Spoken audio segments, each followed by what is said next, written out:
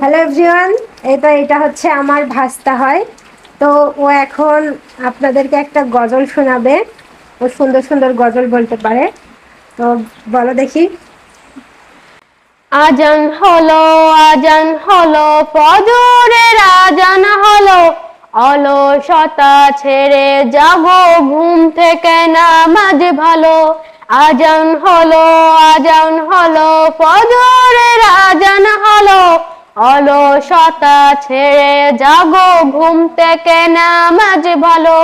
সিজদা করো, সিজদা করো, করো দিনের নামাজ, জোহরেতেও হতে পারে জানাজার নামাজ।